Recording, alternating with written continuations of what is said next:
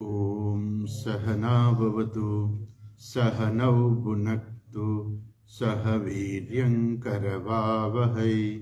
तेजस्विनावधीतमस्तु मा विद्विषावहै। ॐ शान्तिः शान्तिः शान्तिः। श्रुतिस्मृतिपुराणानाम् आलयं करुणालयं नमामि भगवत्पादं शङ्करं लोकशङ्करं शङ्करं शङ्कराचार्यं केशवं बादरायणं सूत्रभाष्यकृतौ वन्दे भगवन्तौ पुनः पुनः। ईश्वरो गुरुरात्मेति मूर्तिभेदविभागिने व्योमवद्व्याप्तदेहाय दक्षिणामूर्तये नमः। सच्चिदानन्दरूपाय विश्वोत्पत्त्यादिहेतवे तापत्रयविनाशाय श्रीकृष्णाय वयं नुमः। यं प्रव्रजन्तमनुपेतमपेतकृत्यं द्वैपायनो विरहकातर आजुहाव पुत्रेति तन्मयतया तरवोऽभिनेन्दुः तं सर्वभूतहृदयं मुनिमानतोऽस्मि।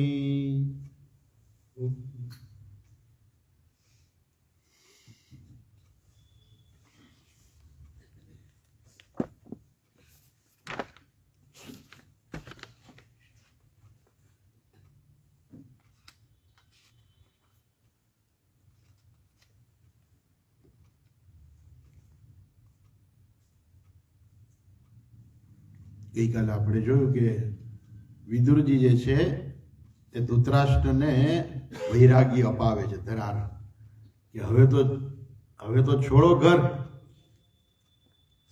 એ ગઈકાલે આપણે જોયું પ્રમાણે કે એ દ્વારા સાધકોને પણ એ કહેવાનું છે કે આપણે ભલે બધી જગ્યાએ રહીએ પણ એની મર્યાદા પણ સમજવી જોઈએ. કેમ કે આપણે ઘરમાં ગાય પાડી હોય ને તો ગાયનું આપણે બહુ ધ્યાન રાખીએ, હાથ ફેરવીએ, બધું કરીએ, પણ સાથે સાથે આપણે સાવધાની રાખીએ. શું સાવધાની રાખીએ? કે આ ગાય પાટું ન મારી દે. હા, ગાય જે છે એને ગુસ્સો ચડે તો એ તો પાટું પણ મારી શકે છે. એટલે અમારે જે દોવા ગાય, આપણા આશ્રમમાં ગાય છે તો દોવાવાળા જે ભાઈ આવે ને એ પછી વાત કરતા હોય કે ઓલા ડૉક્ટર આવે ને તો આપણે ડૉક્ટરને કહીએ કે ભાઈ હવે તમે આમ ઇન્જેક્શન મારી દો ને, ગાય માંદી પડી હોય તો આપણે ડૉક્ટરને બોલાવ્યા હોય કે ભાઈ ઇન્જેક્શન મારી દો ને. તો કે સ્વામીજી બહુ ધ્યાન રાખવું પડે, ગાયને બાંધ્યા વગર ઇન્જેક્શન ના મરાઈ કે એક પાટું મારી દે તો ખોપડી ફાડી નાખે કે.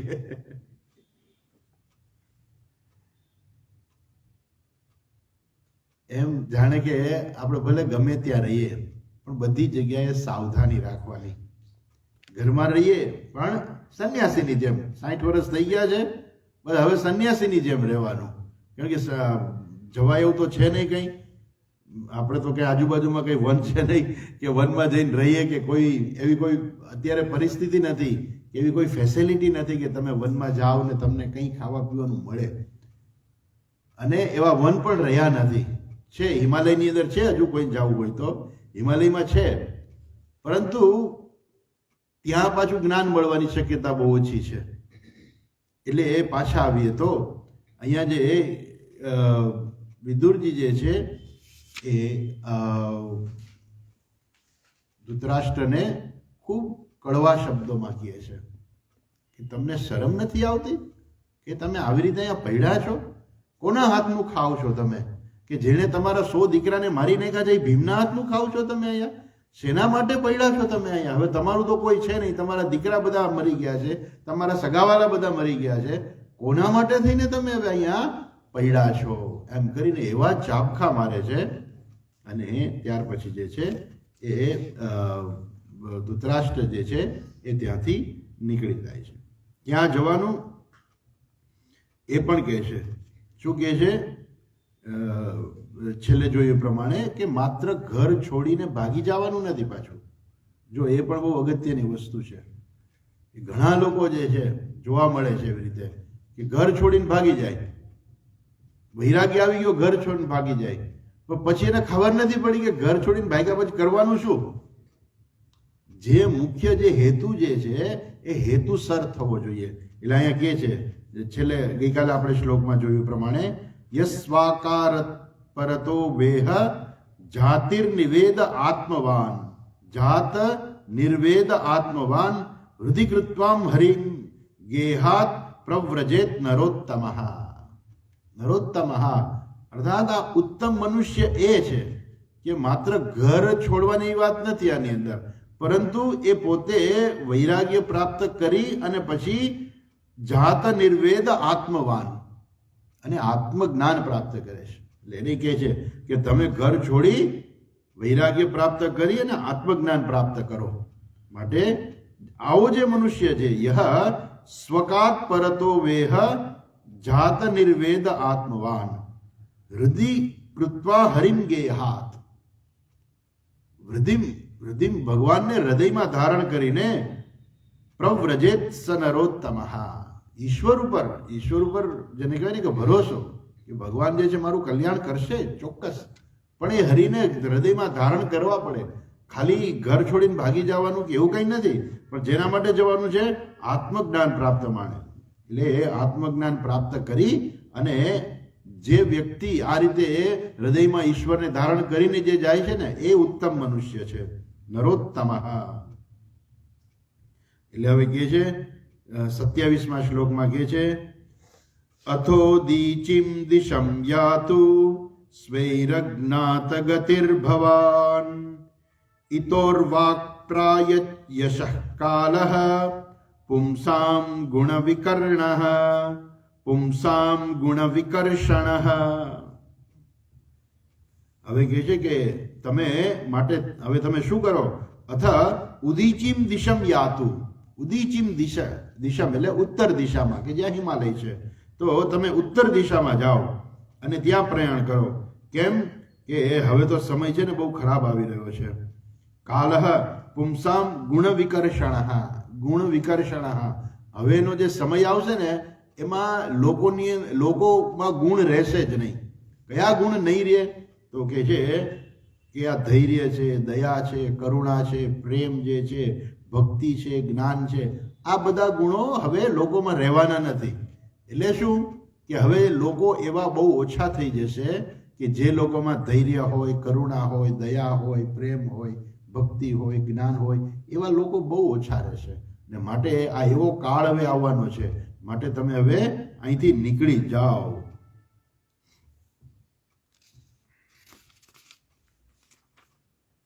આગળ કહે છે એવં રાજા વિદુરેણાનુજેન પ્રજ્ઞા ચક્ષુર્બોધિતો હ્યાજમીઢ ચિત્વા સ્વેષુ સ્નેહ પાશાંદ્રઢીમ્નઃ નિશ્ચક્રામ ભ્રાતૃ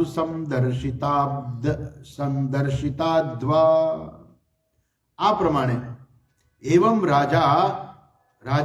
રાજા વિદુરજી ધૃતરાષ્ટ્રને રાજા કહે છે, કેમ કે એ રાજા હતા માટે હજુ એનું માન જાળવે છે કે તમે રાજા છો મારા માટે. તો માટે એવમ રાજા વિદુરેણ અનુજેન. વિદુરજી કોણ છે કે એના અનુજ છે. આમ તો અનુજ એટલે નાનો ભાઈ, એટલે વિદુરજી છે એ ધૃતરાષ્ટ્રના નાના ભાઈ છે. એવા વિદુરજી દ્વારા પ્રજ્ઞા ચક્ષુર બોધિતો હ્યાજમીઢ. જે પ્રજ્ઞા ચક્ષુ છે અર્થાત જે આંખેથી જે જોઈ નથી શકતા, અને હ્યાજમીઢ એટલે એ એક પ્રકારનું એનું કુળ કહેવાય છે. એવું કહેવાય છે કે ધૃતરાષ્ટ્રનું જે છે કુળ છે અજમીઢ. અજમીઢના વંશના પુત્ર એટલે આજમીઢ. પ્રજ્ઞા ચક્ષુર બોધિત. એ અંધ એવા પ્રજ્ઞાચક્ષુ એવા ધૃતરાષ્ટ્રને આ પ્રમાણે કહીને એને ઉપદેશ આપ્યો. શેનો ઉપદેશ આપ્યો? જ્ઞાનનો ઉપદેશ નથી આપ્યો એને. શેનો ઉપદેશ આપ્યો? વૈરાગ્યનો, કે હવે તમે આ બધું છોડી દો. અને એ પ્રમાણે ચિત્વા સ્વેષુ સ્નેહ પાશાન દ્રઢિમ્નઃ. અને એ પ્રકારે રાજા ધૃતરાષ્ટ્રએ શું કર્યું? શાંતિથી વિચાર્યું અને એ પોતાના જે સ્વજનોના બીજા જે બધા હવે જે રહેતા હતા, કારણ કે સગાવાલા તો બધા મૃત્યુ પામ્યા હતા, પણ છતાંય જે હવે જીવે છે એના પ્રત્યેના સ્વજનો પ્રત્યેના સ્નેહ પાશાન, એના પ્રત્યેનો જે સ્નેહ હતો કે જેને કારણે પડ્યા રહેતા હતા, એ બધો સ્નેહ પાસ જે છે છેદી નાખ્યો, અર્થાત એને છોડી દીધો. દ્રઢતાપૂર્વક દ્રઢિમ્નઃ, એણે દ્રઢતાપૂર્વક એ સ્નેહ પાસને છેદી અને નિશ્ચક્રામઃ, નિશ્ચક્રામઃ એટલે એ નિશ્ચિતપણે એ શું કહ્યું? એ છેદી અને જેનું ચિંધેલા જે વિદુરજીએ જે કહેલું હતું કે તમે ઉત્તર દિશામાં જાઓ, એ પ્રમાણે ભ્રાતૃ સંદર્શિતા અધ્વા, અધ્વા એટલે રસ્તે. તો આ પ્રકારે એને ચિંધેલો જે માર્ગ હતો કોણ? ભ્રાતૃ સંદર્શિતા, એના ભાઈ વિદુરજીએ ચિંધેલો જે માર્ગ હતો એ માર્ગ ઉપર નિશ્ચક્રામઃ એ નીકળી પડ્યા. ક્યારે નીકળી ગયા? રાતોરાત નીકળી ગયા, કોઈને ખબર ના પડે. એને કહ્યું હતું ને કે તમે કોઈને ખબર ના પડે એવી રીતે જ નીકળી જાઓ, કે જો કહીને નીકળે તો યુધિષ્ઠિર તો જવા જ ના દે, સ્વાભાવિક છે. એટલે કોઈને ખબર ના પડે એવી રીતે એ ધૃતરાષ્ટ્ર જે છે આ પ્રકારે વિદુરજીએ કહ્યું અને એને એમ થયું કે વાત સાચી છે, હવે ખરેખર આ દુનિયામાં મારી કોઈ જરૂરિયાત નથી. દરેક માણસે જોવું જોઈએ કે ભાઈ આપણી ક્યાં જરૂરિયાત છે. જો જરૂરિયાત ન હોય ને તો હાથે કરીને વચ્ચે ના પડવું. ઘરની અંદર પણ આવતું હતું, દીકરો મોટો થઈ ગયો હોય ને પછી બાપા ધરાર અંદર હળી કઈને જ રાખીને કામ ધંધામાં કે એના કાર્યમાં, કે પેલો કે મન કરવા દો ને મારી રીતે, તો ધરાર એમાં વચ્ચે પડે. તો એ વડીલો માટે અહીંયા સૂચન છે કે ન પડવું, જે કરતા હોય ને કરવા દો.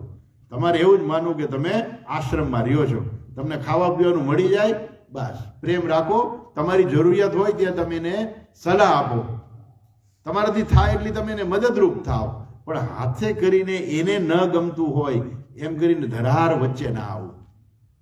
આજ જે છે ને આજ સંન્યાસ છે ખરેખર. તો જો એ માણસ શીખી જાય ઘરમાં રહેતા તો એને ક્યાંય વનમાં જવાની જરૂરિયાત નથી. આ ઘર છે ને એ પણ વન જેવું જ બનાવી શકાય છે, પરંતુ એ અઘરું છે, એ સરળ નથી.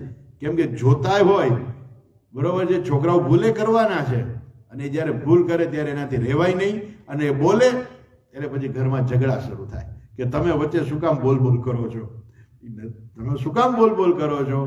એટલે આ બે બાજુ છે, પતિ પત્ની બે, એટલે બે પતિ પત્નીએ સમજવાનું છે કે દીકરો ને વહુ હવે જે કરતા હોય ને કરવા દો, એનું જીવન છે એને કરવા દો એની રીતે. તમે નાના હતા ત્યારે કોણ તમને બધા કેવા આવતું હતું, તમે તમારી જાતે જ આગળ વધ્યા ને, એમ એને એની રીતે વધવા દો આગળ. અને ઘણી વખત એવું છે કે ઉપદેશથી છે ને ઘણા માણસો સમજે નહીં, અનુભવથી સમજે. અને ઘણી વખત લોકોને અમુક પ્રકારનું એક પેલું થઈ ગયું હોય છે કે વધારે પડતું તમે કોઈનું ધ્યાન રાખો ને તો એ બધા એને એમ થઈ ગયું કે વધારે પડતું મારું ધ્યાન રાખે છે, મને મારી રીતે કરવા દો, મને મારી રીતે કરવા દો. પછી ભલે હેરાન થાય. જેમ નાનું બાળક હોય ને તો માં જે છે એ શું કરે, એ બાળક પડી જાય તો એમ ન કે હવે હાલતો નહીં હોતું, પડી જાય છે નહીં, એને મૂકી દેશે છૂટો કે હાલ તું તારી રીતે. પડે તો પડવા દે, કેમ કે પડશે તો એ શીખશે. જો જાતે આગળ વધશે ને તો એ હાલતા શીખશે. હંમેશા માં આંગળી પકડીને જ હલાવી રાખે તો એને ટેવ પડી જાય કે આંગળી પકડીને જ હાલવાનું. એ માં એની આંગળી છોડી દેશે કે હવે હાલ તારી રીતે. નાનું બાળક હોય તો શીખવાડે, ચલ ચલ આવા હાથ કરીને આવા વાહ વાહ વાહ એમ કરીને બોલાવે કે આવ, ઓલો પડી જાય, અરે રે મારો દીકરો પડી ગયો, પછી હાથ ફેરવે. તો એને હું કામ પડવા દીધો, હાલતા નહોતું આવડતું તો શું કામ પડવા દીધો, તો કે હાલતા શીખે એટલા માટે થઈને. એમ માતા પિતાએ પણ શું કરવું જોઈએ, દીકરાને બહુ બધા મોટા હોય એટલે એને હાલવા દો એની રીતે. તકલીફ પડે તો તમે છો જ ને, પણ હાથ કરીને એને વચ્ચે ના આવો. તો આ પ્રકારે જે સાધકો જે છે એના માટે બહુ મોટો અહીંયા ઉપદેશ છે કે બધી ચિંતા છોડી દેવાની, કોઈ ચિંતા કરવી. આપણે ખાવા પીવાનું આપે છે ને, ન આપે ત્યારે ઘરે છોડી દેવું. પછી જો ન આપતા હોય કે આ ખાવાનું ધ્યાન નથી રાખતા તો પછી ઘર છોડી દેવું. પણ એવું જો ધ્યાન રાખતા હોય, એટલીસ્ટ તમારું ખાવા પીવા રહેવાનું જો ધ્યાન રાખતા હોય તો તમારે ઘરમાં રહેવું. પણ કેવી રીતે રહેવાનું? સંન્યાસીની જેમ કે ભાઈ આ તો આશ્રમ છે ને હું રહું છું, ખાવા પીવાનું મળી જાય છે, બરાબર છે, અને એને મદદની જરૂર હોય તો તમે મદદ કરો. આ પ્રકારે દરેક વ્યક્તિએ જો જીવન જીવે ને તો બધા, અને પછી કરવાનું શું? પછી આ કરવાનું શું કરવાનું? આત્મજ્ઞાન. આત્મજ્ઞાન માટે પ્રયત્ન કરવાનો છે. તો આ પ્રકારે રાજાને વિદુરજીએ કહ્યું એ પ્રકારે રાજા જે છે એ પોતે પોતાના સર્વ સ્નેહ પાસ જે છે એ છેદીને એના ભાઈ દ્વારા ચિંધેલા માર્ગે નીકળી પડ્યા. આગળ કહે છે કે ધૃતરાષ્ટ્ર તો નીકળી ગયા, ગાંધારીએ શું કર્યું? તો કે એ પણ એની સાથે જતી રહી. જો પતિમ પ્રયાંતમ સુબલસ્ય પુત્રી પતિવ્રતા ચાનુજગામ સાધ્વી હિમાલયમ ન્યસ્તદંડ પ્રહર્ષમ મનસ્વિનામિવ સત્સંપ્રહારઃ. પતિમ પ્રયાંતમ સુબલસ્ય પુત્રી. સુબલ એ જે સુબલ જે છે એ ગાંધાર દેશનો રાજા હતો, અને એની દીકરી એટલે સુબલસ્ય પુત્રી એટલે ગાંધારી એ કેવી હતી? પતિવ્રતા. એ પોતે પતિવ્રતા સ્ત્રી હતી, અને એણે જોયું કે મારા પતિ જે છે એ ઘરનો ત્યાગ કરી અને હિમાલય તરફ જાય છે, તો એણે પોતે પણ એની સાથે સાથે એ પણ નીકળી જાય છે. પતિવ્રતા ચ અનુજગામ સાધ્વી. આ ગાંધારી જે છે ને આમ બહુ મોટી તપસ્વી હતી, એટલે અહીંયા સાધ્વી શબ્દ વાપર્યો છે એના માટે. કેમ કે સાધ્વી કેમ કહે છે કે જ્યારે એના લગ્ન થયા શરૂઆતમાં એને ખબર નહોતી કે ધૃતરાષ્ટ્ર અંધ છે, અને આ જે છે જ્યારે હસ્તિનાપુરની અંદર બહુ તકલીફ હતી, કોઈ દીકરી નહોતું આપતું. કેમ કે આ બાજુ ચિત્રાંગદ અને વિચિત્ર વીર્ય, એમાં ચિત્રાંગદ મૃત્યુ પામ્યો, વિચિત્ર વીર્યને પણ કોઈ દીકરી નહોતું આપતું, એટલે ભીષ્મ પિતામાં અંબાને અંબાલિકાને લઈ આવ્યા. ત્યાર પછી ધૃતરાષ્ટ્ર જે છે સૌથી મોટા હતા અને અંધ હતા. અંધને કોણ પોતાની દીકરી આપે? એટલે એને આજુબાજુમાં તો બધાને ખબર હોય, એટલે ભીષ્મ પિતામહે ગાંધાર દેશના રાજા હતા સુબલ, એને ત્યાં માગું નાખ્યું કે અમારા હસ્તિનાપુરના મોટા રાજકુમાર જે છે એના માટે તમારી પુત્રી આપો. પેલાને ખબર નહીં કે ધૃતરાષ્ટ્ર અંધ છે, અને એને હા પાડી દીધી. હા પાડી દીધી પછી સંબંધ તો થઈ ગયો, કારણ કે તો એક વખત બોલાઈ જાય વાત પૂરી થઈ ગઈ. પછી ખબર પડી કે ધૃતરાષ્ટ્ર છે એ અંધ છે. એટલે ગાંધારી છે એ બહુ તપસ્વીની હતી, એટલે લગ્ન થયા ત્યારે એને નક્કી કર્યું કે મારા પતિ જે છે એ આ જગત નથી જોતા, તો હું પણ આ જગત નહીં જોઉં. અને એમ કરીને એને પોતે બહુ મોટી તપસ્યા જીવનમાં એને કરેલી છે, એટલે એને પણ આંખે પાટા બાંધી દીધેલા.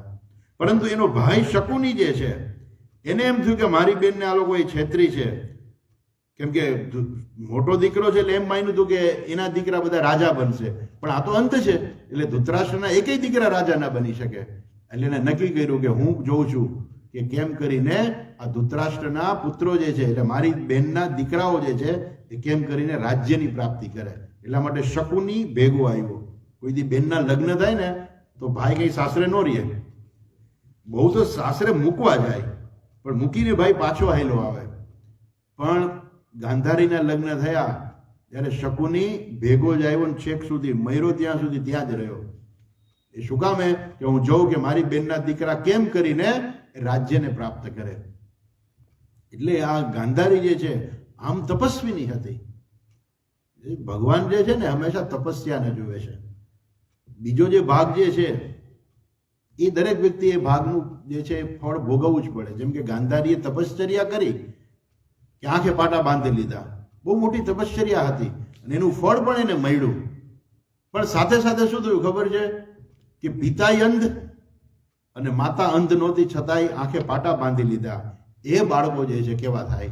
એ ધૃતરાષ્ટ્ર આ દુર્યોધન જેવા થાય. કેમ કે માતા પિતા બે અંધ છે, એનું કોઈ છે જ નહીં, કે કોઈ જોતું જ નથી. નાના બાળકને તો મા અને પિતાજી છે એના આમ કેવું એના માટે આખું જગત સમાન હોય. એટલે પિતાજીને આંખ છે ને કે જોવે, અને માએ જે હાથે કરીને પાટા બાંધી લીધા છે, એટલે એનું જે દુઃખ જે છે એ દુઃખ બાળકોને ખૂબ હોય. અને એવા જે નાના બાળકો હોય જેને સાયકોલોજીની અંદર જે કહે ને કે જેને સાયકોલોજીના દ્રષ્ટિકોણથી એ ખૂબ ખરાબ પરિસ્થિતિ છે. એવું ના કરવું જોઈએ ક્યારેય. આજકાલે જ આ બધું બાળકોને નાના હોય ને, નાના બાળકોને સ્કૂલે મોકલવા જાય, બાળ ક્રીડાંગણ કરીને કે અમે તો એવી સરસ મજાની સ્કૂલ બનાવી છે કે બાળકોને રમાડીએ. હવે એ નાનું બાળક જે છે, સાયકોલોજી ત્યાં સુધી કહે છે કે 5 વર્ષ સુધી બાળક જે છે એ માતા પિતાથી દૂર ના થવું જોઈએ. એક તો એની પાસે કોઈક હોવું જ જોઈએ, કાં તો માં હોય તો કાં તો પિતાજી હોય. અને આપણી તો કુટુંબ પરંપરા એવી છે કે કદાચ માતા પિતા ન હોય તો દાદા દાદી તો છે જ. એના માટે ખોળો તૈયાર જ હોય, હાજર છે. કે એને કંઈક જરાય ઇનસિક્યોરિટી લાગે ને તરત જ જાય. કોની પાસે જાય? અને આ જે નાના બાળકોને અત્યારથી જ આ બધા સ્કૂલે મોકલે છે ને, 5 વર્ષથી નાના બાળકોને સ્કૂલે મોકલે ને, એટલે એનું માનસ જે છે ને એ એવું વિચારે કે મેં એવું શું કર્યું છે તો મારા માતા પિતાએ મારો ત્યાગ કર્યો છે. અને એને કારણે જે એને ઇનસિક્યોરિટી લાગે એ વર્ણવી ના શકે. એવું કહે કે બાળકોને તો બહુ મજા આવે છે ને એ તો સ્કૂલે જવા તૈયાર, બધું વાત સાચી, પણ છતાંય એ આંતરિક જે છે ને ભય જે છે એને એવો લાગતો હોય છે કે એ બાળકો મોટા થાય છે ને પછી બધું બહાર આવે છે. અને પછી એને એમ થાય કે મારું કોઈ છે નહીં. બધાય ઘરમાં રહેતા હોય તો એને એમ જ લાગે કે મારું કોઈ છે નહીં, મારું કોઈ ધ્યાન નથી રાખતું.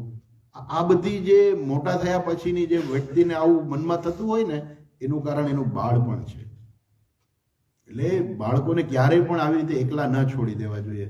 સ્વામી દયાનંદજી, મને યાદ છે બરાબર કે જ્યારે ભાવનગર એક સ્કૂલનું ઉદ્ઘાટન કરવા આવ્યા હતા, તો ઉદ્ઘાટન નહોતું, સ્કૂલ તો ચાલતી જ હતી, પણ સ્વામીજીને ખાસ એની મુલાકાત લેવાનું કીધું હતું. અને એ આવું જ નાનકડું બાળકોનું પેલું કેજીને ક્લાસ બધા ચલાવતા, બાલ મંદિર ચલાવતા, શુદ્ધ ગુજરાતીમાં કહે તો બાલ મંદિર હલાવતા. નાના બાળકો 3 વર્ષ કે એનાથી નાના હોય એવા. ત્યારે સ્વામીજી આ ખાસ કોમેન્ટ કરેલી કે આવું ક્યારેય ના કરાય. કે સાયકોલોજી કહે છે કે આવા બાળકો જે છે ને એ મોટા થયા પછી એ દુઃખી રહે છે, કાંઈ ન હોય કારણ વગર જ દુઃખી રહે. એનું કારણ શું છે ખબર છે? કે માતા પિતાએ જે ભૂલ કરી હોય ને એ બાળકોમાં રહી જાય. અને ભગવાને આપણને મનમાં એક શક્તિ આપી છે કે જ્યારે બહુ દુઃખ થાય ને તો મન સહન ના કરી શકે. તો મન સહન ના કરી શકે એટલે શું કરે? મન જે છે એ અનકોન્શિયસ, જે સબકોન્શિયસ માઇન્ડ કહીએ ને એમાં જતું રહે. એ સબકોન્શિયસ માઇન્ડમાં એ જતું રહે. પછી જ્યારે એ માણસ મોટો થાય ને ત્યારે એ બધું બહાર આવે ધીરે ધીરે કરીને. અને ત્યારે ઓલું જે અંદર રહેલું જે દુઃખ છે ને એ બહાર આવે. અને ત્યારે એને એવું લાગે કે મારું કોઈ છે નહીં, મને બધાએ છોડી દીધો છે, મારું કોઈ ધ્યાન નથી રાખતું ને આ બધું છે. આ ગાંધારીએ આ કરેલું. અહીંયા ગાંધારીને સાધ્વી કહે છે, બરાબર છે કે એને ખૂબ તપશ્ચર્યા કરેલી છે, પણ એવી તપશ્ચર્યા ન કરવી જોઈએ કે જેથી ઘરમાં તકલીફ થાય. કે એની તો હજુ તો લગ્ન કરીને આવી હતી, એના બાળકો હતા. ભલે એને ઉલટાનું એવું વિચાર કરવું જોઈએ કે હું મારા પતિની આંખ બનીશ. મારા પતિને આંખ નથી તો હું મારા પતિની આંખ બનીશ. પણ ઉલટાનું એને ઊંધું વિચાર્યું અને એને ઊંધી તપશ્ચર્યા કરી. અને એનું ફળ પણ તમે જોયું કે એનું ફળ પણ શું મળ્યું એને? અંતે એના બધા દીકરાઓ જે છે એ મૃત્યુ પામ્યા અને ખોટે રસ્તે ચડી ગયા. આ અસુરો જે છે, અસુરો હંમેશા તપશ્ચર્યા કરે પણ શેના માટે કરે ખબર છે? કંઈક વરદાન મળી જાય એટલા માટે. પણ પછી વરદાનનો ઉપયોગ ક્યાં કરશે? બીજાને હેરાન કરવામાં. એના રાવણ, હિરણ્યકશ્યપુ વગેરે બધા ઉદાહરણ છે કે એ લોકોએ તપશ્ચર્યા જ કરેલી ભગવાનની. પણ ભગવાન તો એવું છે કે જે તપશ્ચર્યા કરે એને ભગવાન વરદાન આપે. એમ અહીંયા પણ જે છે, અહીંયા ગાંધારીએ તપશ્ચર્યા કરેલી અને એનું ફળ પણ ભગવાન એને આપ્યું. એવી શક્તિ એને આપી કે આંખ ખોલે તો દુર્યોધન આંખો લોખંડનો થઈ ગયો કહેવાય છે. પણ એ વખતે ભગવાન વચ્ચે આવી ગયા ને એને પેલું કપડું વીંટાડી દીધું કે અરે મા પાસે સાવ નગ્ન જવાય, એમ કરીને એક કપડું વીંટાડી દીધું જાંઘ ઉપર. અને એ જ જાંઘ ઉપર ભીમે ગદા મારીને એને માર્યો. તો પાછા આવીએ તો ગાંધારી પણ જે છે કે જે તપસ્વી છે, તપસ્વીની છે, એણે પણ શું કર્યું? એણે પણ પોતે પતિવ્રતા સ્ત્રી હતી. એણે પણ પોતાના પતિની પાછળ પતિવ્રતા ચાનુ જગામ સાધ્વી. અને કઈ બાજુ ગયા? હિમાલયમ ન્યસ્ત દંડ પ્રહર્ષમ. હિમાલય તરફ ગયા. હવે કે જા હિમાલય કેવો છે? ન્યસ્ત દંડ પ્રહર્ષમ. અને એ સુગામે ગઈ એ પણ કહે છે કે જેવી રીતે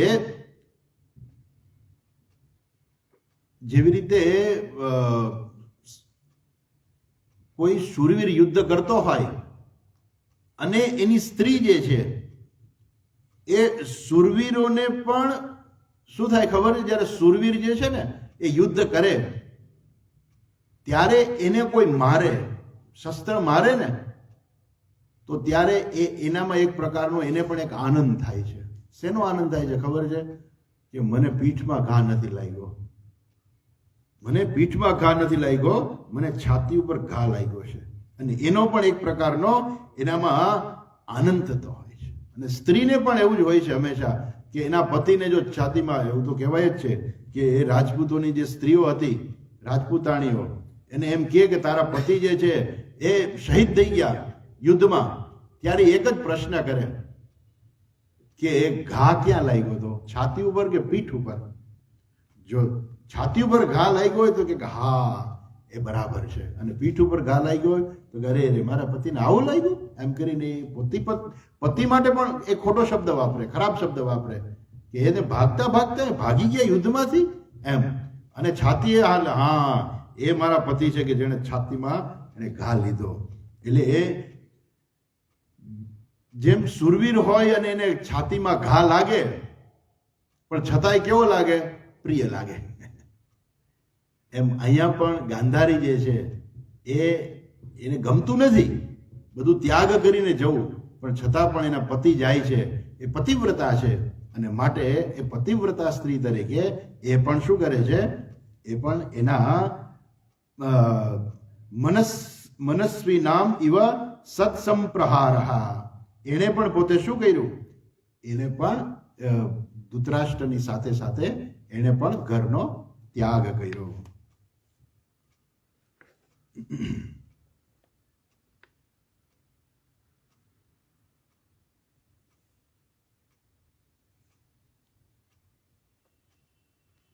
આગળ કહે છે 30મા શ્લોકમાં કહે છે અજાત શત્રુ કૃત મૈત્રો હુતાગ્નિ વિપ્રાન્નત્વા તિલગો ભૂમિરુક્મૈ ગૃહં પ્રવિષ્ટો ગુરુવંદનાય ન ચાપશ્યત પિતરૌ સૌબલિં ચ.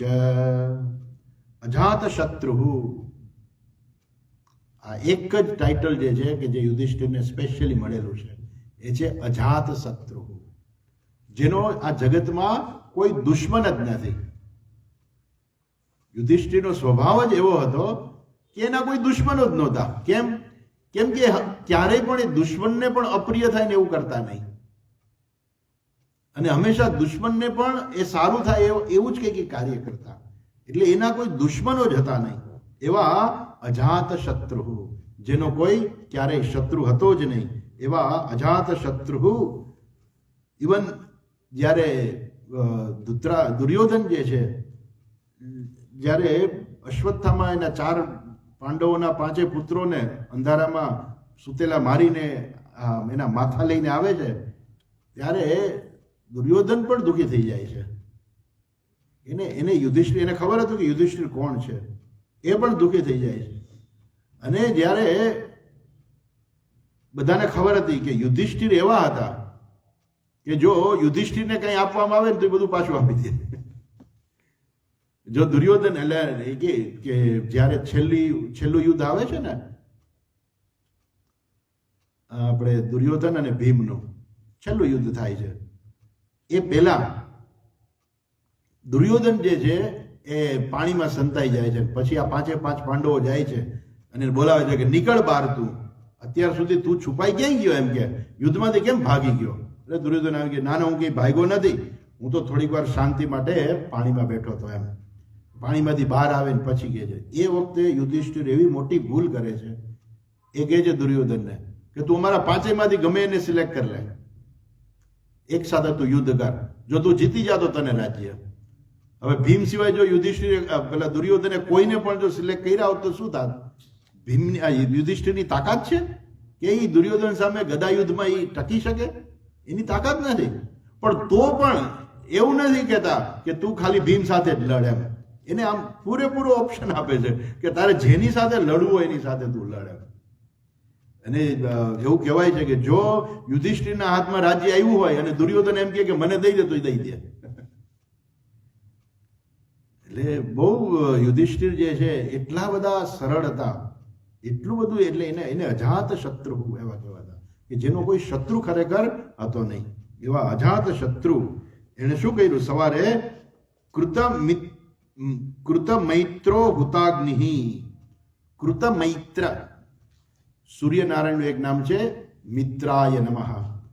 બરાબર, મિત્રાય નમઃ એ સૂર્યનારાયણનું નામ છે.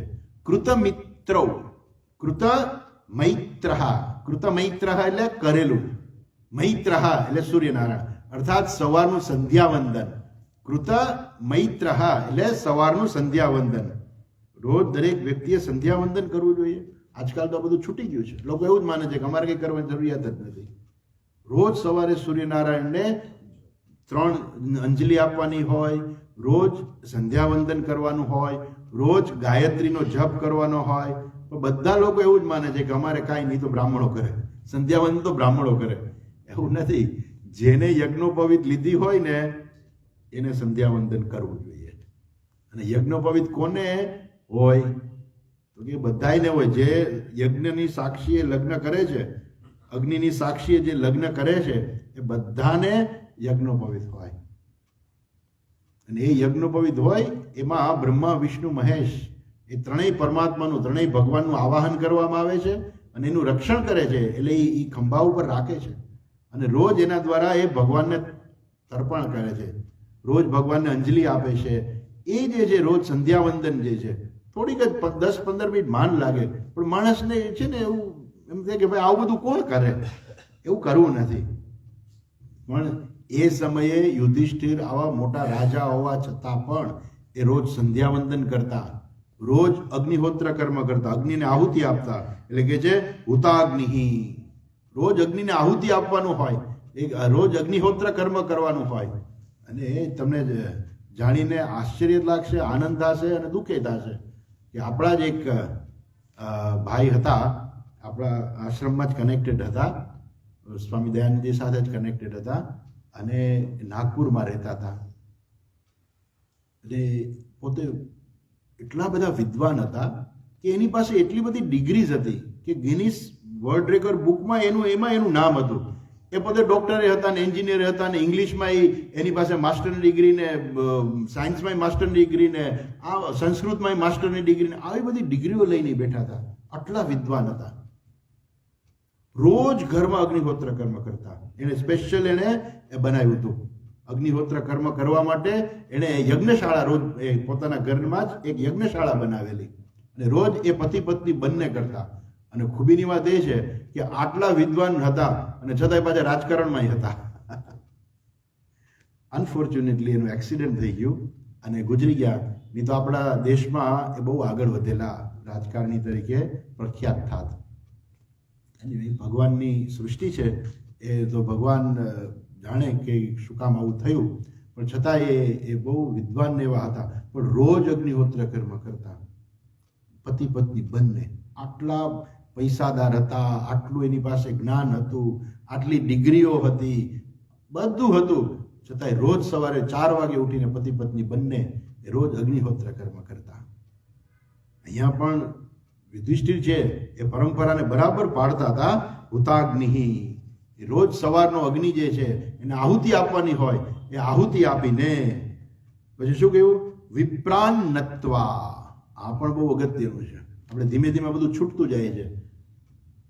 સૌથી પહેલા સંધ્યાવંદન ગયું, અગ્નિહોત્ર કર્મ ગયું, પછી આવે છે વિપ્રાન નત્વા. વિપ્રાન એટલે ઘરની અંદર રહેલા વડીલોને, ઘરમાં રહેલા બધા વડીલોને રોજ પ્રણામ કરવા જોઈએ. મોટા ભાઈ હોય, મોટી બહેન હોય, કાકા હોય, મામા હોય, ફૈબા હોય, કે આપણાથી જે કોઈ મોટા હોય, રોજ ભગવાનના સ્નાન કરી, ભગવાનને વંદન કરી અને પછી વડીલોને વંદન કરવાના હોય. એટલે એ સમયે યુધિષ્ઠિર પણ આ કરતા. એ શું કરે છે? વિપ્રાન નત્વા. બ્રાહ્મણોને રોજ નમસ્કાર કરવાના હોય. એટલે બ્રાહ્મણો ત્યાં હોય અને રોજ એ બધા બ્રાહ્મણોને નમસ્કાર કરે. બ્રાહ્મણોને વિપ્રાન નત્વા. તિલગો ભૂમિ રૂક્મૈહિ. તિલગો ભૂમિ ઉપમૈહિ એટલે દાન આપવાનું હોય બ્રાહ્મણોને રોજ. અને એ કહે છે કે એને રોજ દાન આપતા. તિલ એટલે તલ એટલે અન્નનું દાન, પછી ગાય એટલે ગાયનું દાન, પછી ભૂમિ એટલે ભૂમિનું દાન, અને ઉપમૈહિ અર્થાત ભૂમિ રૂપમૈહિ, રૂક્મ ભૂમિ રૂક્મ, કારણ કે પેલો સમાસ છે ને એટલે રૂક્મ શબ્દ આવશે. રૂક્મૈહિ, રૂક્મ એટલે સુવર્ણ. રોજ આટલું દાન કરતા, રોજ બ્રાહ્મણોને નમસ્કાર કરતા, અને બધા બ્રાહ્મણો હોય એમાં બધાને અન્નનું તિલ એટલે અન્નનું દાન કરતા, ગો એટલે ગાયનું દાન કરતા, ભૂમિનું દાન કરતા અને સુવર્ણનું દાન કરતા. આ બધું દાન કરીને પછી શું કરતા? ગૃહમ પ્રવિષ્ટ, પછી એ ઘરમાં પ્રવેશ કરતા. અર્થાત પોતાનો મહેલ હોય, પોતાનું ઘર હોય તો બારે યજ્ઞશાળા હોય. સવારના પોરમાં સ્નાન કરીને ત્યાં પહોંચી જાય. પહેલા સંધ્યાવંદન કરે, અગ્નિહોત્ર કર્મ કરે, બ્રાહ્મણોને પ્રણામ કરે, બ્રાહ્મણોને દાન આપે, અને પછી ઘરમાં પ્રવેશ કરે. અને ઘરમાં પ્રવેશ કરીને શું કરે? ગુરુવંદનાય, ગુરુજનો અર્થાત એનાથી જે વડીલો હોય, ગુરુજનો એટલે મોટા લોકો, બધા ગુરુજનો હોય એને બધાને રોજ વંદન કરવાય, પોતે કરતા. અને એ ગુરુજન વંદનાય, આવા ગુરુજનોને વંદન કરવા માટે થઈને એ ક્યાં ગયા? એ ધૃતરાષ્ટ્ર અને ગાંધારીને પ્રણામ કરવા ગયા. અને ત્યાં શું થયું?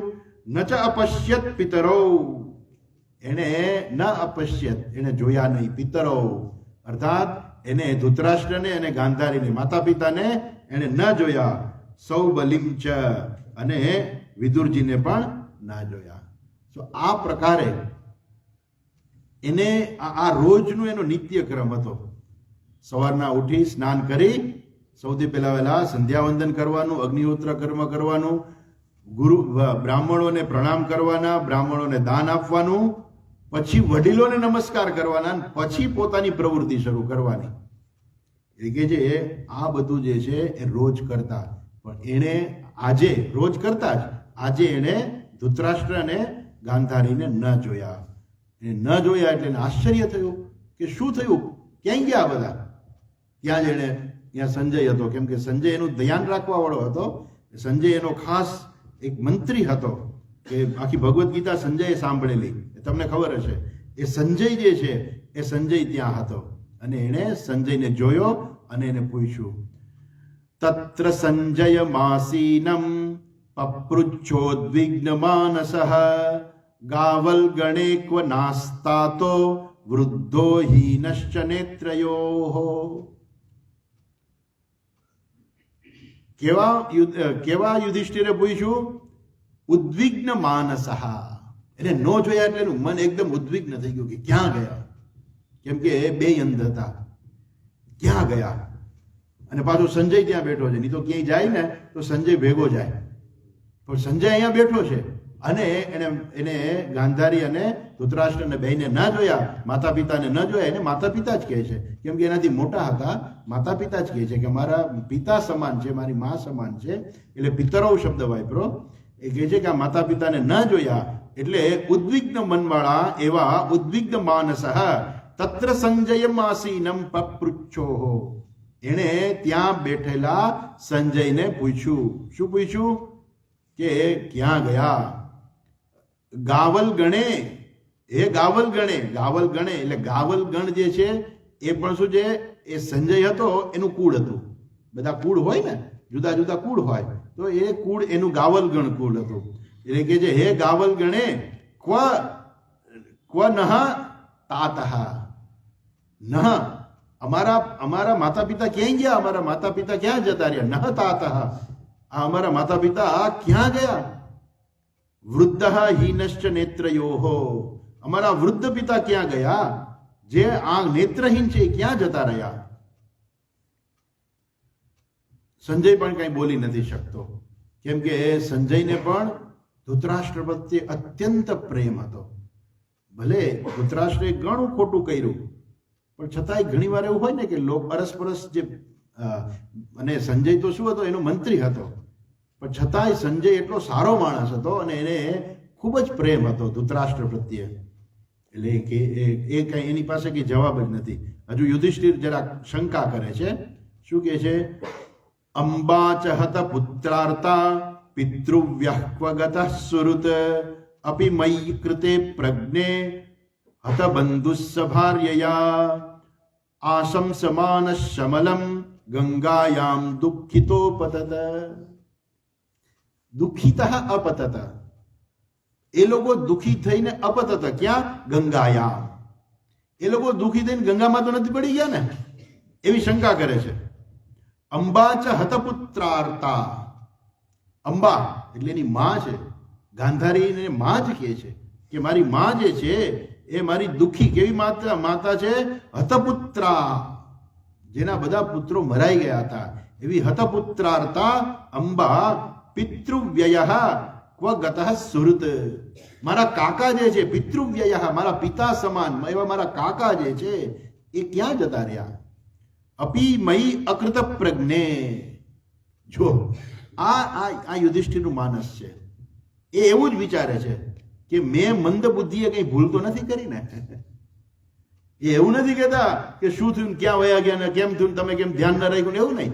એ પોતા ઉપર ઓઢી લે છે સીધે સીધું કે આ કઈ મારે કારણે જ ગયા લાગે છે. મયી અકૃત પ્રજ્ઞે, હું મંદ બુદ્ધિ એવા મારાથી કઈ ભૂલ તો નથી થઈ ગઈ ને. હતબંધુસ્સ ભાર્યાહા, જેના બધા સગાવાલાઓ મરાઈ ગયા છે, જેની ભાર્યા જેની પત્ની જે છે એ બીજા સગાવાલાઓ સહિત બધા પુત્રો બધા પત્ની સહિત મરણ પામ્યા છે, એવા ધૃતરાષ્ટ્ર આશંસમાન સમલમ, સમલમ એ શંકા કરે છે કે મારા પિતાજી ક્યાં ગયા? એમની ભાર્યા એ પત્ની સાથે, એ પોતાની પત્ની સાથે ક્યાં જતા રહ્યા? કે ગંગામાં આપઘાત તો નથી કરી નાખ્યો ને? કેમ કે હું તો કેવો છું કે જે મંદ બુદ્ધિ વાળો છું. હું તો પોતે રાજા છે, હસ્તિનાપુરનો રાજા એવું કહે છે કે હું તો મંદ બુદ્ધિ વાળો છું. મારે કારણે કઈ એને દુઃખ તો નથી લાગી ગયું ને કે જેને કારણે એને ગંગામાં આપઘાત કર્યો હોય? આગળ કહે છે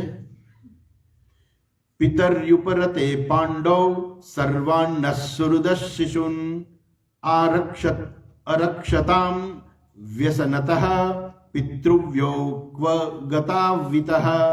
ક્વ ગતાવિતઃ, ક્વ ગતૌ ઇતઃ, ઇતઃ એટલે અહીંથી ક્વ ગતૌ, ક્યાં જતા રહ્યા? એ કેમ? એ કહે છે કે જ્યારે મારા પિતાજી ગુજરી ગયા, પિતરી ઉપર તે, મારા પિતાજી ઉપર હતા, એટલે મારા પિતાજી જ્યારે ઉપરત થઈ ગયા અર્થાત મૃત્યુ પામ્યા, ત્યારે કોણ? પાંડવ.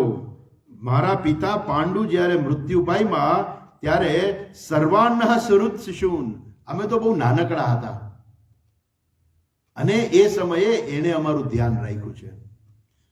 અરક્ષતામ વ્યસનતઃ પિતૃવ્યો, એને અમારું અરક્ષતામ, અમારું એને રક્ષણ કર્યું, અને વ્યસનતઃ, અને એને અમારું બરાબર ધ્યાન રાખ્યું, દુઃખોમાંથી એને અમારું રક્ષણ કર્યું. પિતૃવ્યો ક્વ ગતૌ ઇતઃ, એ મારા બંને પિતૃવ્યય, અમારા પિતા સમાન એટલે વિદુરજી અને ધૃતરાષ્ટ્ર, આ બંને ક્યાં જતા રહ્યા? આવો પ્રશ્ન કરે છે. ત્યારે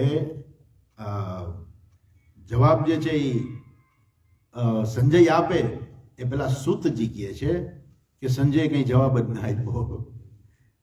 જો સૂતજી કહે છે, સૂત ઉવાચ કૃપયા સ્નેહ વૈક્લવ્યાત સૂતો વિરહ કર્ષિતઃ આત્મેશ્વરમ ચક્ષાણઃ ન પ્રત્યાહાતિ પીડિતઃ.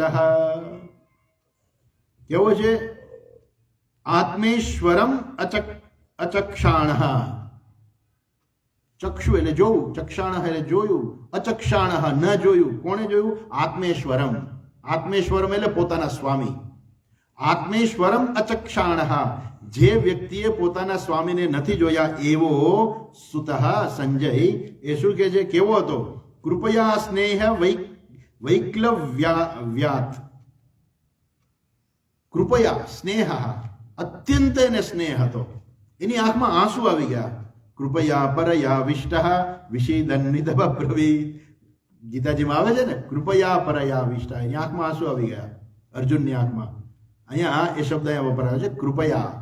કૃપયા, એને પોતાના સ્વામીજી ન જોયા, અર્થાત એ ધૃતરાષ્ટ્રને ન જોયા, એટલે વિરહ કર્ષિત, વીરથી અત્યંત કૃશ થઈ ગયેલો સંજય જે છે એ દયાપૂર્વક શું કહે છે? આત્મેશ્વરમ અચક્ષાણ ન પ્રત્યાહાથી પીડિત.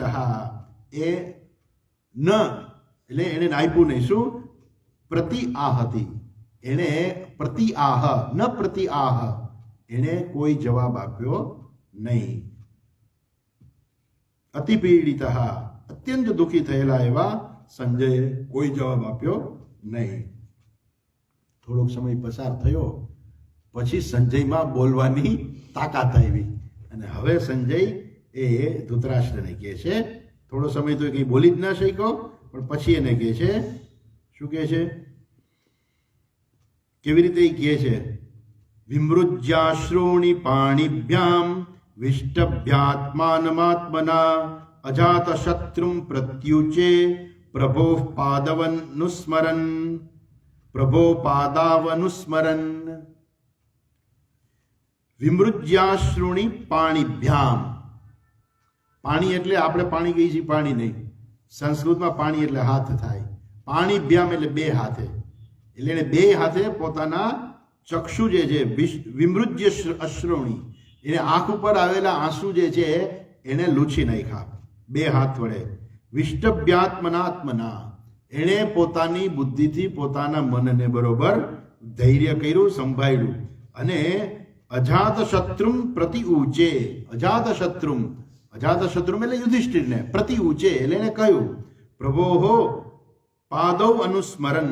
પોતાના પ્રભોહો, પોતાના સ્વામી અર્થાત ધૃતરાષ્ટ્રના ચરણોનું સ્મરણ કરતા કરતા એ અજાત શત્રુ યુધિષ્ઠિરને પોતાના બે હાથે આંખ લૂછી, આંસુ લૂછી અને સંજય કહેવે છે.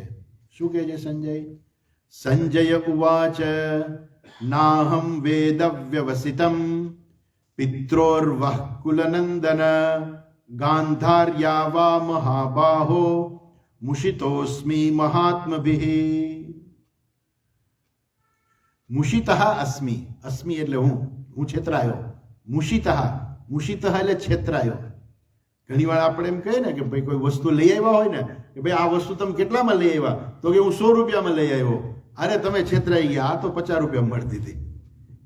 માણસને જે છેતરાવાનો જે ભાવ થાય ને, છેતરાવો એટલે શું કે એને ખબર ના હોય અને કંઈક એવી ઘટના બની જાય કે જેમાં એને પોતે અજ્ઞાન રહે, પોતે અજ્ઞાત હોય અને એ વસ્તુમાં પોતે છેતરાઈ જાય. એમ અહીંયા પણ આ ગાંધારી અને ધૃતરાષ્ટ્ર અને વિદુરજી એ જતા રહ્યા એ બાબતમાં એને કંઈ ખબર જ નહીં. એટલે કહે છે કે એ લોકોએ મને છેતર્યો. અને ઘણી વખત કોઈ માણસનું મૃત્યુ પામે ને તો એ સગાવાલા એમ કહે કે એ છગનભાઈ અમને છેતરી ગયા. છેતરી ગયા એટલે શું? મૃત્યુ પામ્યા પણ એને અમને કહ્યું નહીં કે મને શું તકલીફ છે, એ છેતરાઈ ગયા, એમ અમે છેતરાઈ ગયા. એમ અહીંયા પણ સંજય એવું કહે છે કે મુષિતોસ્મિ, હું છેતરાઈ ગયો છું. કોના વડે છેતરાઈ ગયો? મહાત્મભિઃ. આ મહાત્માઓ વડે, આ વિદુરજી અને ધૃતરાષ્ટ્ર એ બેને મહાત્મા કહે છે, એ બે મહાત્માઓ વડે હું છેતરાઈ ગયો છું. કોને કહે છે? મહાબાહો. હે મહાબાહો, હે યુધિષ્ઠિર મહાબાહો, આ બંને મને છેતર્યા છે. નાહમ વેદ વ્યવસિતમ, હું કાંઈ જાણતો નથી. પિત્રોર વહ કુલનંદન. વહ એટલે આપના. આપના હે કુલનંદન. યુધિષ્ઠિરને એક શબ્દ આપે છે, હે કુલનંદન. કેમ કે સૌથી મોટા હતા ને કુળમાં, એટલે કુલનંદન. જેમ આપણે કહીએ ને રઘુનંદન. રઘુનંદન એટલે શું? ચારે ભાઈઓમાં રામ મોટા હતા એટલે રઘુનંદન. એવી રીતે કુલનંદન. તો હે કુલનંદન, હું કાંઈ જાણતો નથી. આ લોકોએ મને છેતરો છે. અને ગાંધારી સહિત પિત્રોહો, ગાંધારી સહિત આ બંને કાકાઓ અર્થાત ધૃતરાષ્ટ્ર અને વિદુરજી એના નિર્ણયને હું ન વેદ વ્યવસિતમ, એ લોકોએ જે નિર્ણય કર્યો એ બાબતમાં મને કાંઈ ખબર નથી. સામાન્ય રીતે એવું હોય કે ધૃતરાષ્ટ્ર જ્યારે રાજા હતા ને ત્યારે કાંઈ પણ કરવાનું હોય ને તો એ સંજયને કહે. અને રાજા હંમેશા જે છે ને પોતાની વાત જે છે ને એ સૌથી નજીકની વ્યક્તિ હોય ને એને કહે. મહાભારતમાં ચર્ચા આવે છે કે શાંતનુ જ્યારે બહુ ઉદાસ રહેતા હતા ને, એકલા પડી ગયા હતા, કેમ કે ગંગાજી જતા રહ્યા સ્વર્ગમાં અને શાંતનુ એકલા પડી ગયા હતા અને સત્યવતીના પ્રેમમાં પડ્યા. હવે સત્યવતીના પિતા એવી શરત મૂકી કે મારી દીકરીનો દીકરો રાજા થાય તો હું આ લગ્નને મંજૂરી આપું. પણ ભીષ્મ પિતામાં એ તો મોટા હતા જ, એટલે પેલો અધિકાર એ ભીષ્મ પિતા દેવવ્રતનો લાગે. એટલે એને એમ થયું કે આ લગ્ન ક્યારેય શક્ય જ નથી, અને એને કારણે ઉદાસ રહેવા માંડ્યા હતા. અને એની ઉદાસીનતા જોઈ અને બુદ્ધિશાળી એવા ભીષ્મ પિતામહે શું કર્યું, એના સારથીને પકડ્યો. એને પિતાજીને કહું કે પિતાજી શું છે, તમે કેમ આમ આટલા બધા ઉદાસ રહ્યો છો, તમારી તબિયત વારંવાર બગડી જાય છે, રાજના કોઈ કાર્યમાં તમે ધ્યાન નથી આપતા. એટલે એ કંઈ એને જવાબ નથી આપતા. ત્યારે પેલા સારથીને પકડે છે કે જો આપણા દેશનો પ્રશ્ન છે. ખરેખર સારથીને એવા સોગંદ આપ્યા હોય કે એ જે વાત સાંભળે ને એ કોઈને કરવાની ના હોય. એટલે ડ્રાઈવર હોય એ સાહેબની ગાડીમાં તો સાહેબ જે ઘણી બધી વાતો કરતા હોય, પણ એ ડ્રાઈવરની ફરજ છે કે ગાડીમાં જે કાંઈ વાત થતી હોય એ બીજાને ના કહેવાય. એમ સારથી જે છે, સારથીની ફરજ છે કે એના માલિક વિશે એને બીજા કોઈને કહેવાય નહીં કાંઈ. પેલા તો ના પાડે છે કે મને કંઈ ખબર નથી. તો કે જો ભાઈ હું તને સાચું કહું છું, આપણા દેશનો પ્રશ્ન છે, અને જે છે મહારાજ છે એ કંઈ રાજકાર્યમાં ધ્યાન નથી આપતા, માંદા પડી ગયા છે, કંઈક તકલીફ છે, તું કે તો હું એને કંઈક મદદરૂપ થઈ શકું એમ. પછી સારથી કહે છે કે તમારા પિતાજીને છે ને માછીમારની કન્યા સાથે લગ્ન કરવા છે, અને એના પિતાજીએ એવી શરત મૂકી છે કે એની દીકરીનો દીકરો રાજા બને ને તો જ આ લગ્ન થાય. પણ દેવવ્રતને કહે છે કે કુમાર તમે મોટા છો, એટલે તમારા પિતાજી આવું વચન કેવી રીતે આપી શકે?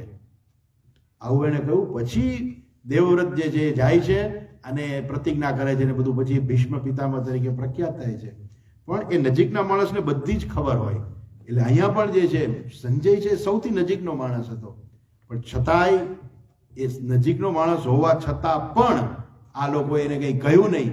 એટલે એ કહે છે કે હું છેતરાઈ ગયો, મને પણ આ કંઈ જાણ થઈ નહીં. અને પછી આગળ કહે છે એ જ સમયે શું થાય છે કે યુધિષ્ઠિર પણ ચિંતામાં પડી ગયા. સંજય છે રડે છે, માંડ કરીને આટલું એ કહી શક્યો, અને યુધિષ્ઠિરને બહુ ચિંતા થઈ. એ જ સમયે અચાનક ત્યાં નારદજી આવે છે. જો બહુ સરસ વાત છે. અથા જગામ ભગવાન નારદ સત્તંબુરઃ પ્રત્યુત્થાય વિવાદ્ય સાનુજોભ્યર્ચયન્નિવ. બહુ સરસ આ શ્લોક છે. એ કહે છે અથ આ જગામ, એટલે હવે ત્યાં નારદજી આવ્યા. ભગવાન નારદજી આવ્યા. કેવી રીતે આવ્યા? સતંબુરહુ, સહતંબુરહુ, હાથમાં તંબુરો લઈને. કેમ કે નારદજી છે જ્યાં જાય ત્યાં વીણા વગાડતા વગાડતા નારાયણ નારાયણ નારાયણ ભગવાનનું હંમેશા નામ લેતા લેતા જ એ ફરતા હોય છે, અને હાથમાં હંમેશા વીણા હોય છે એની પાસે. એ આવ્યા. એને જોઈને પ્રત્યુત્થાય અભિવાદ્ય આહ, અને ઊભા થઈ અને એને અભિવાદન કર્યું અને કહ્યું સાનુજઃ અભ્યર્ચન્નિવ. અભ્યર્ચન ઇવ, જાણે કે એની પૂજા કરતા હોય એવી રીતે. અભ્યર્ચન ઇવ. અહીંયા ઇવ શબ્દ જે છે એમાં એનો પાઠાંતર પણ આવે છે. એ કે છે અભ્યર્ચન મુનિમ, એવો શબ્દ પણ પાઠાંતર આવે છે. પરંતુ એની સામે એક સરસ મજાનો એક બીજો શ્લોક છે. શું શ્લોક છે એ જોવા જેવો છે. શોકાક્રાંત કૃપાવિષ્ટ શ્રદ્ધયા રહિત પુમાન ગુરુદેવ દ્વિજાતીનામ પૂજનમ ન સમાચરેત. આ વ્યક્તિની પૂજા આ વ્યક્તિએ ન કરવી જોઈએ. પૂજનીય હોય પણ છતાં એની પૂજા ન કરવી જોઈએ. કોણે ન કરવી જોઈએ? શોકાક્રાંત, જે અત્યંત શોકમાં હોય ને, એને બહારથી કોઈ વડીલો આવે ને તો એને પૂજા ન કરવી જોઈએ. પછી કે છે કૃપાવિષ્ટ, અત્યંત કૃપાથી આવિષ્ટ થઈ ગયો હોય એ વ્યક્તિએ પણ પૂજા ન કરવી જોઈએ. શ્રદ્ધા રહિત, જેનામાં શ્રદ્ધા ન હોય ને એને પણ પૂજા ન કરવી જોઈએ. ગુરુદેવ દ્વિજાતિ નામ પૂજનમ ન સમાચરે. ગુરુજી, દેવતા અને બ્રાહ્મણ, આ ત્રણનું પૂજન જે છે ને આ વ્યક્તિએ ના કરવું જોઈએ. એક તો અત્યંત શોકગ્રસ્ત હોય, અત્યંત મનમાં કૃપાથી આવિષ્ટ હોય, પછી શ્રદ્ધા ના હોય. આ ત્રણ વ્યક્તિએ છે ને એને એ સમયે પૂજન ના કરવું જોઈએ. કેમ કે જે શોકગ્રસ્ત હોય એ શોક ઓછો થાય પછી પૂજન કરવું જોઈએ. કૃપાથી બહુ અત્યંત કરુણાથી આવિષ્ટ થઈ ગયા હોય તો એ કરુણા ઓછી થાય પછી એને કરવું જોઈએ. અને જેનામાં શ્રદ્ધા ન હોય એને જ્યારે શ્રદ્ધા પ્રગટે ને પછી જ દેવ બ્રાહ્મણોનું એ જે છે એ પૂજન કરવું જોઈએ, ગુરુજનોનું. અહીંયા અત્યંત આ હતું, શું હતું? શોકાતુર હતા. અને એટલા માટે અહીંયા શું શબ્દ વાપર્યો? અભ્યર્ચન ઈવ શબ્દ વાપર્યો. જાણે કે એની પૂજા કરતા હોય એવી રીતે. ખરેખર એને પૂજા નથી કરી, કેમ કે પૂજા કરી શકે એવી પરિસ્થિતિ જ નથી. કે અત્યારે એક બાજુથી ધૃતરાષ્ટ્ર અને ગાંધારી ક્યાંક જતા રહ્યા છે, એ સમયે એની પૂજા કરવા બેસે તો એની શોધખોળ કેવી રીતે કરે? એટલે એને તો એમ છે કે હું કેવી રીતે જલ્દી એની શોધખોળ કરું, કેમ જલ્દી ગંગામાં આપઘાત કરવા પડી તો નથી ગયા ને ક્યાંક. એટલે જલ્દી, એટલે એટલા બધા શોકાતુર હતા એ લોકો. અત્યંત આવા શોકાતુર હોવાને કારણે એ સમયે પૂજાનો સમય નહોતો. એટલે નારદજી આવ્યા પણ એને શું કર્યું? અભિવાદ્ય, હાથ જોડી નમસ્કાર કર્યા. જે સરખી રીતે બેસીને પૂજા કરવી જોઈએ ને એવી પૂજા એને નથી કરી. અભ્યર્ચન ઇવ, જાણે કે એની પૂજા કરતા હોય એવી રીતે હાથ જોડીને નમસ્કાર કરી દીધા. અભિવાદ્ય આહા. અને એને નારદજીને કહ્યું. શું કહ્યું? આવતીકાલે જોઈશું. આજે અહીંયા અટકીએ.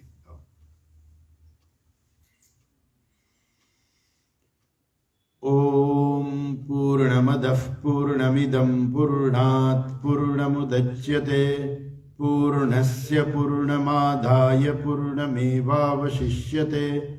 ઓમ શાંતિ શાંતિ શાંતિ. હરિ ઓમ શ્રી ગુરુભ્યો નમઃ. હરિ ઓમ.